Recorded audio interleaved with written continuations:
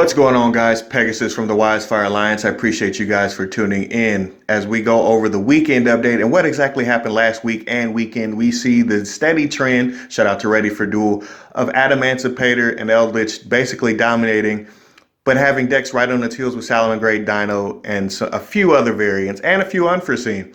Ruben Penaranda actually ended up winning the PPG weekend tournament with an interesting build featuring Dark Ruler No More and Lightning Storm in the main deck, as well as a few other choices that help him not have to get wrecked by Nibiru, which is a really important thing. As we look at the extra deck, Link Ross being a new addition to the extra deck, as well as Marshall Metal Marcher, hope I'm saying that correctly, is really interesting. It's an interesting development because it definitely takes the extra deck in a different direction. And Adamantipator is pretty much all extra deck once you fully understand the deck. A pointer of the Red Lotus being the feature card in the side over anti-spell, because basically you want complete coverage and complete knowledge of what your opponent is playing, so you almost know what to negate before it happens. I understand the card, and I really think it's more versatile, and you better grab them before they go way up. Second place ended up playing Tuning and Quick Draw Synchron, which I think is a really interesting take, as well as it provides, if I'm not mistaken, a wind target in the grave for the wind synchro, if that ever matters that much. As we look on in other tournaments, the Yugioh online series, we also see Madoche in this tournament, as well as the PPG tournament being the new mid-range deck, which is really interesting. Madoche isn't going to absolutely storm you away, but it is a real deck that you have to pay attention to with all the new cards that they've come out with. But Gabriel Nets ended up winning that tournament. So what have we noticed? Hand traps have absolutely vanished out of people's decks, which is really interesting development.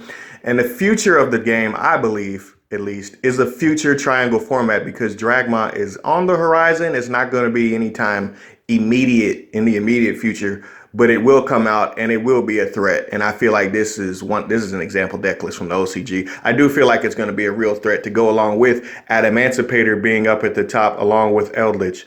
A triangle format, if nothing changes, and obviously I don't think it's going to change, it's definitely going to be a real triangle format, which is really fun. My favorite types of tournaments. Hopefully Dragoon doesn't ruin that. Now, as we look into Legendary Duelist Season Pack, I don't even know exactly what it's going to be called, but just Legendary Duelist. They're coming out with a double-sided art card, which I think is going to be really cool. And of course, the Redums update to the card and the artwork is going to be really cool, as well as some other cool stuff in there as well. Make sure you stay tuned for the rise of Madolche, Rise of the Chocolate Fairy Girls, whatever in the hell they are. We're going to basically break down why the deck appeared the way that it did and why it's doing so well. Make sure you check out the Owl's Nest Wisefire Alliance group page. This is Pegasus from the Wisefire Alliance, appreciating you for tuning in. Make sure you hit subscribe. I'm out of here. YG, baby.